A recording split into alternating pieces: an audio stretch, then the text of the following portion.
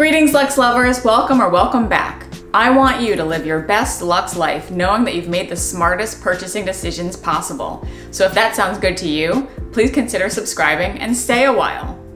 A popular question that has been asked around the luxury YouTube community is, how many bags should I have in my collection?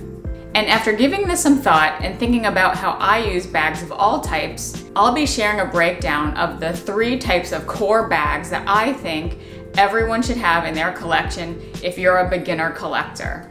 And then I'll go into the rest of the types of bags I think every collector should have for the more advanced collectors. And of course, I want to preface this by saying that nobody really needs any bags, and this video is all in good fun. And in fact, I've been able to gamify my own thoughts and create a bingo card for you to play along with your own collection in mind, and I'll share that after I share my core types of bags. So let's begin.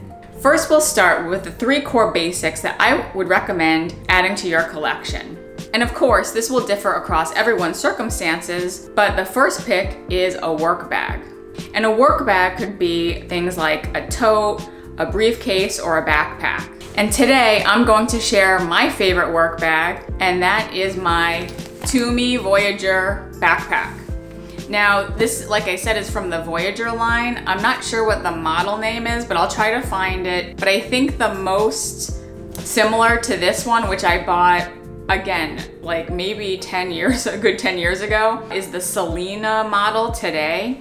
But basically, this is one of their basic backpacks in their nylon material, their famous nylon material, and it has gold accents. You'll see that I've added a little charm to the D-ring, and this is from the La Durée macaron company, but I love this jingling on there.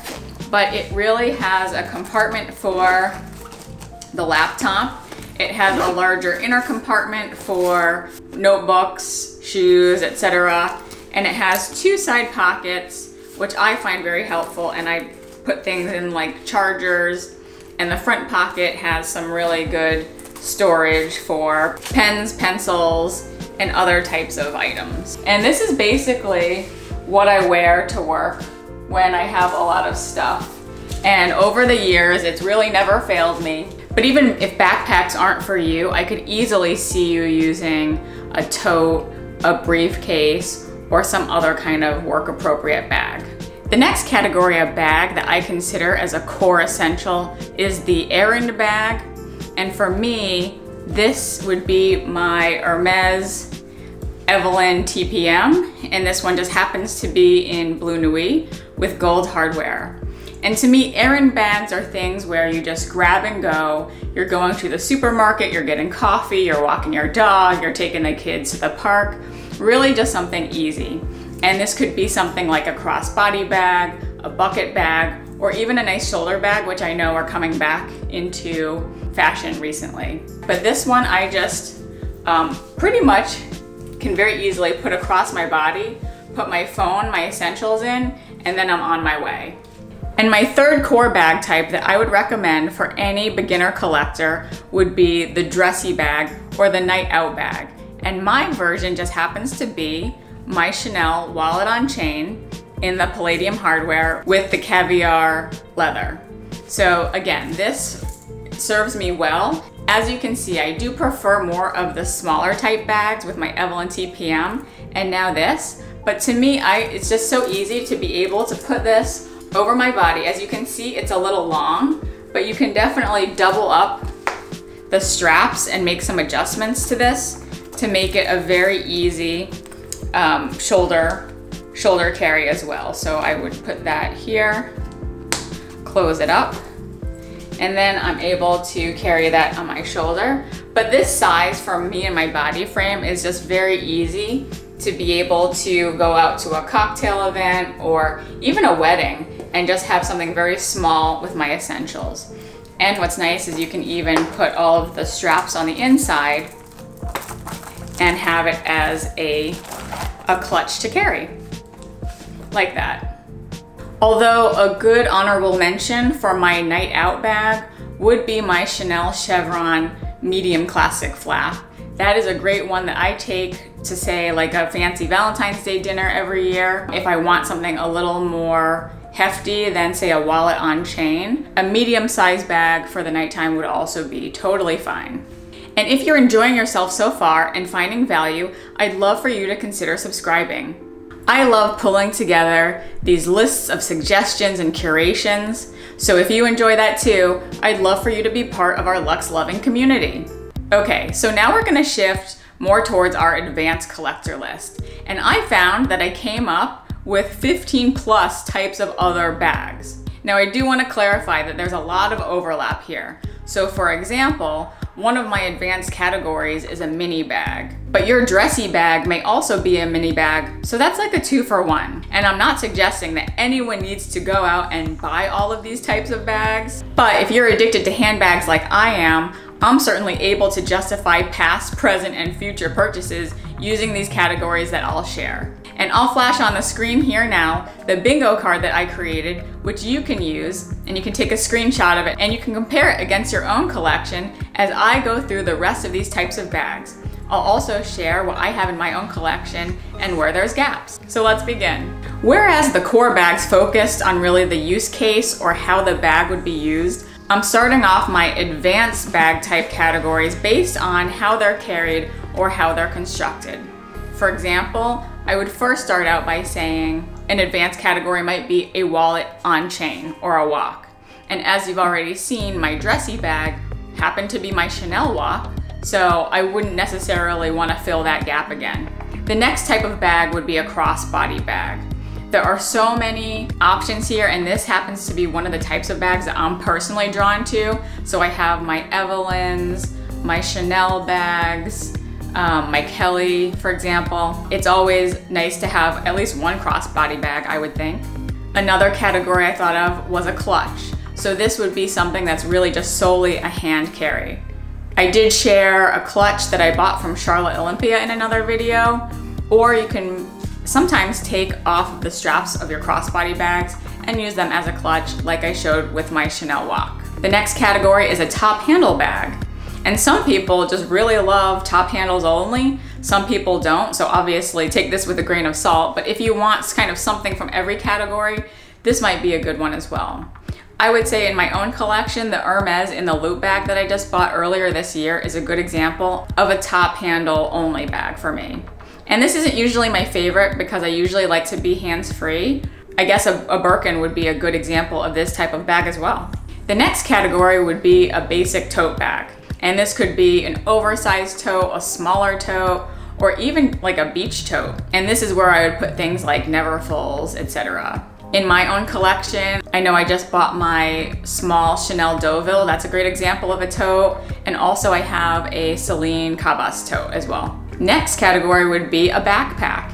And as you've already seen, my Tumi backpack also happens to be my work bag. So that's an example of where, one bag really counts for both categories. But it might be interesting to have a backpack in everyone's collection if you're more of a hardcore collector. And I know that the Louis Vuitton Palm Twins mini backpack is one, but I almost don't count that because I never wear it as an actual backpack.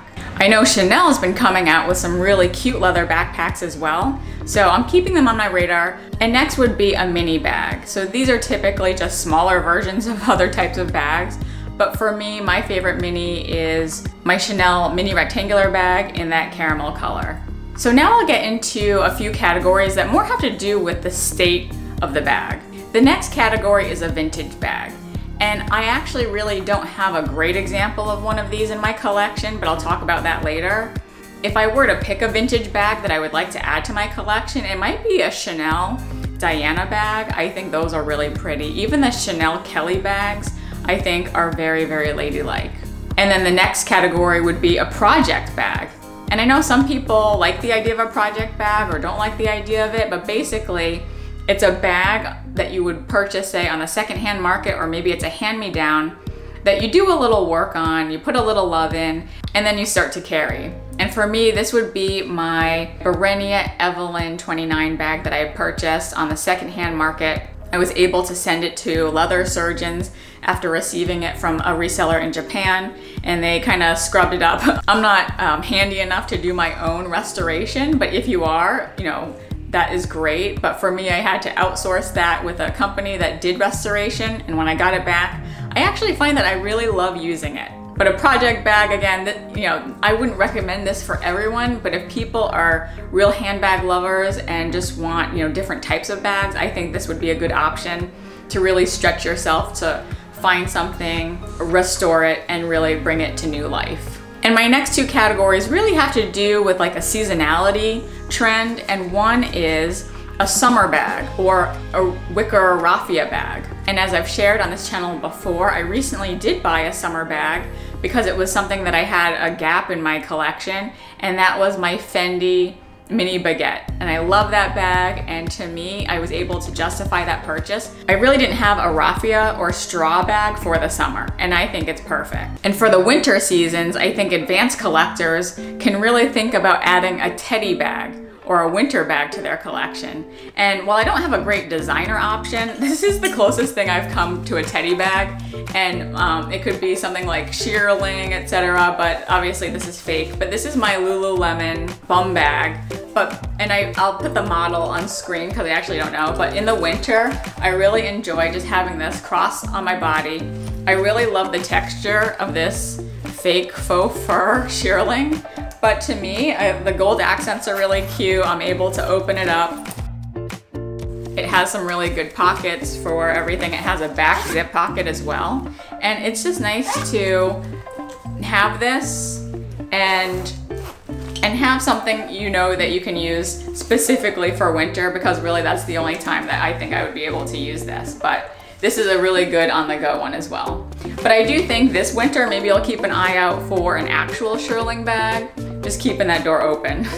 And then my next types of categories are kind of random, so I'll just like throw them out there as I think of them. But one is, I call fancy luggage, for lack of a better term. And this would be actual luggage pieces that are designer that you can bring on a trip. And I'll share, I think, the only one that I have. And here it is. It's from Louis Vuitton, and it is in this really big dust bag. As you can see, I don't use it much, but it is my Louis Vuitton monogram Macassar keep-all with the bandolier detail, and it is in the size 55. So this is how it comes, you know, when you pack it down, and it just kind of opens up. But I do love this bag, and I got this secondhand, I want to say maybe 4 to 5 years ago. I don't really use it a lot, but the size 55 is super big on me. But I just think it's such a cool bag, and the monogram is in there. I keep forgetting that I have this, to be honest, but as you know, I'm not a huge fan of the natural Vachetta color, and here we have the black, much like my LV Palm Springs Mini. Here's the original thing. You can see that it has some wrinkles around where it's creased. But again, I bought this pre-loved, and I kind of love the fact that it was kind of used. It has the silver hardware, and you can definitely see it, like, you know, the zipper isn't perfect, but that's fine. And it has the interior. I actually used the base shaper from my Tumi bag in here, but it's like a brown interior. It has the D-ring, it has the code up top on this side. Here's that little D-ring. But it's pretty roomy. I would just say that it's probably a little too big for my frame, and I don't use it a whole lot. I do like the fact that it has a shoulder strap, but I might actually buy a nicer shoulder strap, because I think since this was purchased, Louis Vuitton has just like come out with all of these nice new shoulder straps, so I can probably stand to update it. But I enjoy this. Now that I have kids, I'm not doing like so many road trips where I can just very carefully pack this and like place it nicely into a trunk, etc. But I do know that when I've gone to like France, for example, on my own, this was the only thing I carried, and I was able to put it in the airplane at the top. Here's the secure to close the handles together, secure the straps together. But I really like this. I go back and forth with whether or not I want to keep it, but I think I will, because the time will come where I can go to fancy vacations again. And this is just the type of bag that it's okay if I rough it up a little, because like I said, it's already lived a life. The next bag category that I came up with, I call the sentimental bag.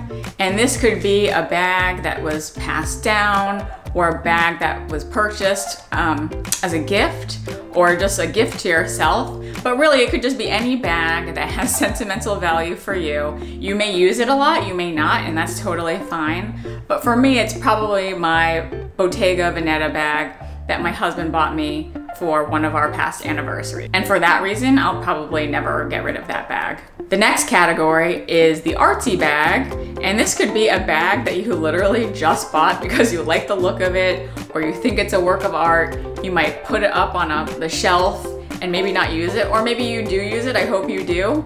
But to me, this is a category unto itself. And then another category for the advanced collectors is I'm calling the white bag, where it's just that, it's just a white bag. I feel like there's a place for that in every handbag lover's collection. And it actually took many, many years, you know, up to my 40th birthday to get a white bag for myself, and that is my Hermes in the loop, which I got earlier this year. So that is not only my top handle bag, but also my white bag. And then this might be a very controversial statement, but I will say it anyway. I do think that I would categorize an Hermes quota bag as a category in here. And it's only controversial because there are people like Minx for All, for example, who I don't think anyone would dispute is one of the greatest handbag lovers on YouTube. And she just doesn't have any Hermes quota bags. And that's fine, but I think that for me, when I think about my collection, I do love my bags, and as a handbag lover, I cherish them for sure. The rest of the types of bags are then very specific bags, and they might not fit in everyone's lifestyle, and that's fine, but I figured I would just throw them out there. So one would be a baby bag, and I've shared my own Marc by Marc Jacobs leopard print baby bag. There's also workout bags, for example. I'm not a huge workout person, but I could see if you are a workout person or like a yoga instructor, you might want to get yourself a special designer bag specifically for working out or going to the gym. And then there's other professions or hobby specific bags out there. Like maybe you have certain tools if you're an artist, or maybe a camera if you're a photographer, like a camera bag, or even equestrian bags like we've seen sold at Hermes. So those are also other categories of bags that I could see people purchasing. And then to keep on adding to this never-ending list, I think an argument could be made to proliferate this list by going into all of these bags, but then having to have the silver hardware version, or the gold hardware version, or the neutral color version, and then the pop of color version. As you can see, the list goes on, and there are tons of ways that we can justify how many bags we need. But to wrap it all up, I really do think the average person, like I said, only needs those 3 core bag types. And then everything else can just be for fun. Look, some people are watch people, some people are jeans people, but we happen to be handbag lovers, so I thought this would be a fun exercise. So I hope you found this helpful in maybe giving you some structure or mental organization around your own collection. And maybe you can use these categories that I've given you to think about adding to your collection in a more well-rounded way, rather than just buying the same bag over and over. But if that's your thing, go ahead and do it. I'd also love to know what other categories of bags you think are out there. I'm sure I must have missed a few. And I'd also love to know if any of you out there had a bingo, or even were able to fill the whole card. If you're a handbag YouTuber, feel free to use my bingo card and share with us whether you got bingos or not. But all of this is just to have a little fun in our handbag community. If you've enjoyed this video, I invite you to go down the rabbit hole that is my luxury chit chat playlist, and I'll put that here. Please like it if you liked it, and I'll see you in the next video. Bye!